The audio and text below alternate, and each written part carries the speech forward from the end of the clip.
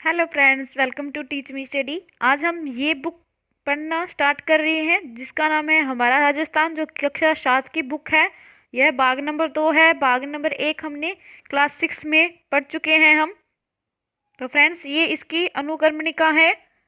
इसका first chapter ये है। सेकंड, थर्ड, फोर्थ, फिफ्थ, ये सभी चैप्टर हमारे रीड और सेकंड ग्रेड फर्स्ट ग्रेड के लिए बहुत ही इंपॉर्टेंट है, तो हम इन सभी का अध्ययन करेंगे। तो आज हम इस फर्स्ट चैप्टर से स्टार्ट करते हैं जिसका नाम है वन, वन्य जीव तथा संरक्षण। चैप्टर में हम वनों के प्रकार और जो हमारे राजस्थान में राष्ट्रीय उद्यान है वो, और उनके अलावा जो वन्य जीव अभयारण्य स्थित है उनके बारे में, और इन सभी की क्या क्या विशेषताएं हैं और ये कहाँ पर स्थित है और किन जीवों को इनसे संरक्षण प्राप्त हो रहा है। तो चलिए फ्रेंड्स, इसको स्टार्ट करते हैं। फर्स्ट है वनों का महत्व। वन प्रकृति के द्वारा प्रदत्त जो अमूल्य उपहार है। पेड़ पौधे हमें शुद्ध हवा देने के साथ वर्षा में भी सहयोग करते हैं। पेड़ पौधे वन्य जीवों को आश्रय प्रदान करते हैं। वन प्राकृतिक सुंदरता के साथ ही जलवायु को सम बनाते हैं। वन आजीविका के साधन भी होते हैं। वनों का आर्थिक महत्व उनसे प्राप्त होने वाले उत्पादन से होता है। राजस्थान के वनों से इमारती लकड़ी, ईंधन की लकड़ी, तेंदुपत्ता, बांस, गोंद, खस, कई प्रकार की औषधियाँ जो हमें प्राप्त हो जाती हैं। तो इस प्रकार वनों का अपना एक महत्व है। यह सभी मनुष्यों और मनुष्यों के साथ साथ विभिन्न प्रकार के जो जानवर हैं उनका भी आश्रय स्थल होता है, और उनको वनों से बहुत सारी चीज़ें उपलब्ध हो जाती हैं। जो पेड़ पौधे होते हैं उनसे विभिन्न प्रकार के फलों की प्राप्ति होती है, विभिन्न प्रकार की औषधियों की प्राप्ति होती है, जिसे मानव है वह बेचकर अपनी आजीविका भी चलाते हैं। तो इस प्रकार वनों का जो हमारे जीवन में एक दूसरा जो महत्वपूर्ण महत्व है वह यह है कि जो हमारे पेड़ पौधे होते हैं यह हमारे लिए ऑक्सीजन का निर्माण करते हैं, और दूसरा यह है कि यह कार्बन डाइऑक्साइड जितनी भी होती है उनको अब्जॉर्ब कर लेते हैं। इसलिए कार्बन डाइऑक्साइड की मात्रा को यह वातावरण में अधिक नहीं बढ़ने देते हैं। लेकिन आजकल पेड़ों की जो अंधाधुंध कटाई है उसकी वजह से यह सब जो संतुलन है वह बिगड़ता जा रहा है। तो आपके लिए क्वेश्चन है, आप मेरे को ये बताओगे कि जो हमारा वन्य जीव सप्ताह है वह कब मनाया जाता है। अब हम पढ़ेंगे कि वनों के प्रकार कितने हैं। तो कुल 3 प्रकार के वन हैं। राजस्थान राज्य के कुल क्षेत्रफल का लगभग 10वां भाग वन क्षेत्र है। राज्य में सर्वाधिक वन क्षेत्र उदयपुर और सबसे कम चूरू जिले में है, क्योंकि उदयपुर में सबसे अधिक नदियां प्रवाहित होती है और यहाँ पे जिले भी बहुत अधिक है, इसलिए उदयपुर को सिटी ऑफ लेक्स यानी कि जिलों की नगरी कहा जाता है। जो सबसे कम क्षेत्र है वह चूरू का होता है, क्योंकि चूरू में किसी भी प्रकार की कोई नदी वगैरह यहाँ पे नहीं है। यह रेगिस्तान जैसा इलाका पड़ता है। तो 3 प्रकार के वन कौन कौन से हैं? आरक्षित वन, सुरक्षित वन, और तीसरा होता है अवर्गीकृत वन। तो जो आरक्षित वन होते हैं उसके अंदर क्या पूरे के पूरे सरकार के अंडर में होते हैं, और यहाँ पे पशु चराने व लकड़ी काटने की को पर प्रतिबंध होता है। इसके अलावा जो सुरक्षित वन होते हैं उसमें कुछ सुरक्षा होती है, यानी कि सरकार का थोड़ा बहुत सरकार का नियंत्रण होता है उस पर, तो जिसकी वजह से वहाँ पे जो पशु चराने की अनुमति तो होती है, लकड़ियाँ भी वहाँ पर काट सकते हैं। इसके अलावा होते हैं अवर्गीकृत वन, जो कि वहाँ पे सरकार का बिल्कुल भी नियंत्रण नहीं होता। वहाँ पे जो आम लोग होते हैं, आम जनता का ही नियंत्रण होता है। वे वहाँ पे पशु चराते हैं अपने, और वहाँ से लकड़ियाँ भी काट लेते हैं। तो जो हमारा फर्स्ट वन है वो है आरक्षित वन।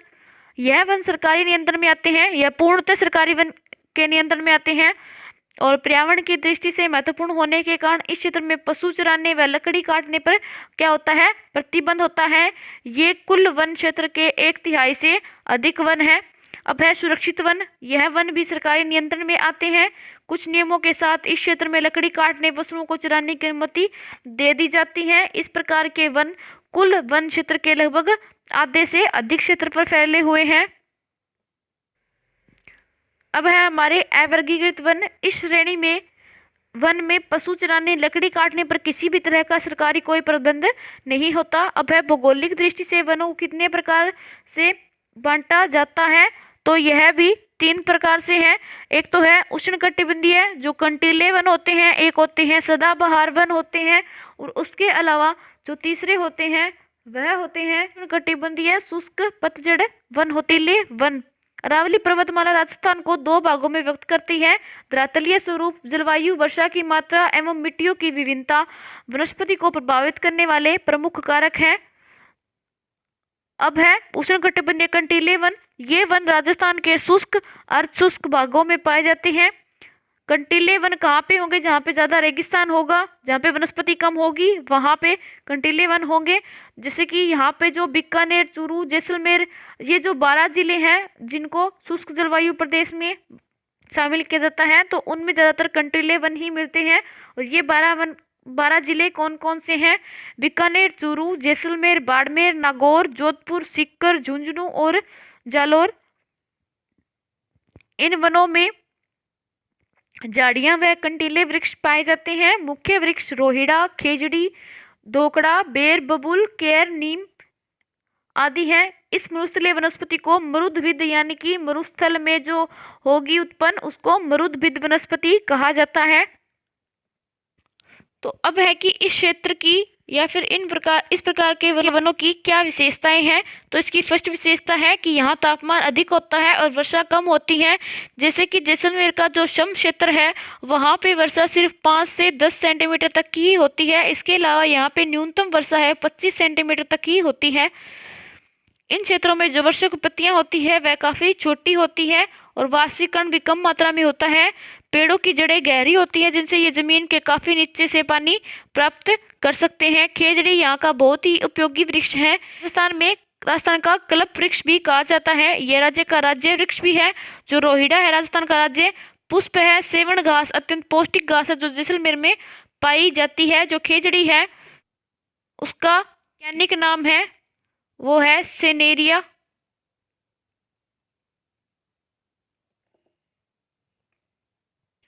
अब दूसरे प्रकार के वन है वो है उष्णकटिबंधीय शुष्क पतझड़ वन। इन वनों को मानसूनी वन भी कहते हैं। ऐसे वन मुख्यतः बांसवाड़ा, डूंगरपुर, उदयपुर, चित्तौड़गढ़, कोटा, बारां, झालावाड़, अलवर, अजमेर, जयपुर, सवाई माधोपुर, करौली, बूंदी और टोंक इन क्षेत्रों में पाए जाते हैं। मानसूनी वन क्योंकि जो इस साइड का क्षेत्र है यहाँ पे मानसून की वर्षा होती है इसलिए इनको मानसूनी वन कहते हैं। और मानसून की वर्षा हमारे किससे होती है? तो दक्षिणी पश्चिम मानसून से पूरे भारत में वर्षा होती है, तो राजस्थान में ही इसी से होती है। लेकिन राजस्थान में इससे कम वर्षा होती है। जो बंगाल की खाड़ी है उससे अधिक वर्षा होती है। तो इन वनों में सागवान, बरगद, तेंदू, सालर, महुआ, गुल्लर, दोख, डाक, साल, सीताफल, बांस, आंवला, नीम, आम, शीशम आदि के वृक्ष पाए जाते हैं। इन वनों की अधिकांश जो लकड़ियां होती है वह काफ़ी मजबूत होती है और इन वनों के जो पेड़ होते हैं वह ग्रीष्म काल में अपनी पत्तियां गिरा देती हैं, यानी कि जो पतझड़ का समय आता है उस समय अपनी पत्तियां को गिरा देते हैं। अब तीसरे प्रकार के वन है जो है अर्ध उष्ण कटिबंधीय सदाबहार वन। ये वन ज़्यादातर वहाँ पे पाए जाते हैं जहाँ पर जो ज़्यादा वर्षा होती है, जैसे कि जो हमारा माउंट आबू है, इसके अलावा जो उदयपुर है, जो झालावाड़ है, कुछ ऐसे क्षेत्र है जहाँ पे 100 या 100 से अधिक सेंटीमीटर की वर्षा होती है, तो वहाँ पे ये पाए जाते हैं। ये वन सदैव हरे भरे रहते हैं, इन्हें सदाबहार वन कहा जाता है। सदाबहार जैसे कि सदा ही खिलते रहते हैं। ये आबू पर्वतीय क्षेत्रों में पाए जाते हैं। ये वन पहाड़ी की ऊंचाई वाले भागों में ही पाए जाते हैं। इन वनों में मुख्यतः आम, बांस और सागवान आदि के वृक्ष पाए जाते हैं। इसके अलावा जो ठंडे बर्फीले क्षेत्र होते हैं उनके अंदर अधिकतर सेब की खेती भी की जाती है। अब है राष्ट्रीय उद्यान। तो राजस्थान में सिर्फ 3 ही राष्ट्रीय उद्यान है। राष्ट्रीय उद्यान वन्य जीव अभयारण्य एवं सुरक्षित क्षेत्र हमारी प्राकृतिक वनस्पति एवं वन्य जीवों को सुरक्षित रखने के लिए बनाए जाते हैं। तो ये 3 कौन कौन से हैं? तो है केवलादेव जो कि भरतपुर में है, और है रणथंभौर जो कि सवाई माधोपुर में है, और जो मुकुंदरा हिल्स है यह कोट में स्थित है।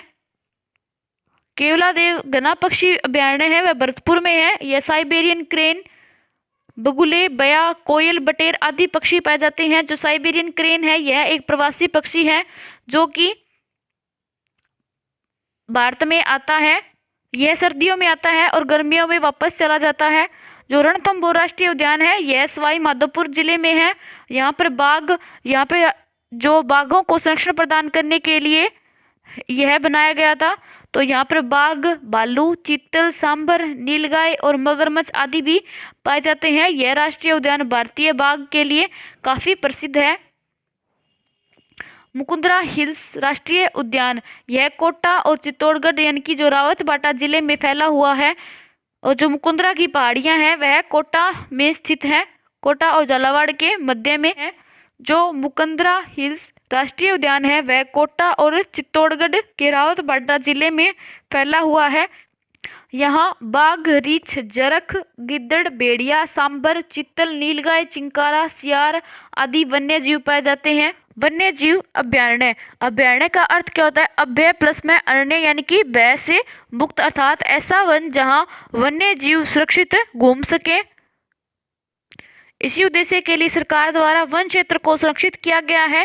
राजस्थान में कई वन्य जीव अभयारण्य हैं, जिनमें से कुछ प्रमुख वन्य जीव अभयारण्य तालिका 1.1 में दर्शाए गए हैं।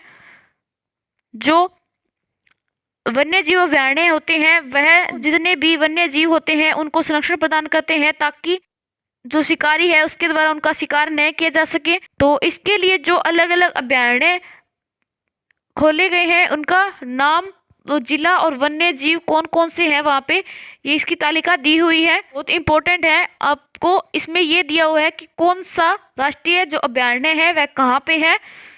तो आप इनको अच्छे से याद रखोगे। जो हमारा फर्स्ट है राष्ट्रीय मरु उद्यान वन्य जीव अभयारण्य, जो कि जैसलमेर और बाड़मेर में है। यहाँ पे कौन कौन सा, एक तो गोडावण जो कि हमारा राज्य पक्षी है वो भेड़िया, शियार, लोमड़ी, चिंकारा और नीलगाय ये पाई जाती हैं। अगर आपको ऐसे याद ना रहे तो मैंने ऐसे याद किया हुआ है। जो मरु है, मरु जो पूरा मरुस्थल, और मरुस्थल कहाँ पे है? सिर्फ जैसलमेर में ही है। अब है केला देवी, केला देवी हमारी करौली में है।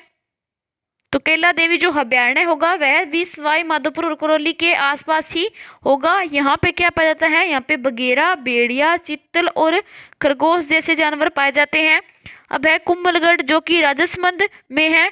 तो राजसमंद, पाली और उदयपुर के जो बीच की स्थिति है वहाँ पे कुंभलगढ़ वन्य जीव अभयारण्य स्थित है। और यहाँ पे बाघ, भालू, चिंकारा और नीलगाय पाई जाती है। अब है फुलवारी की नाल, तो फुलवारी की नाल तो है उदयपुर में।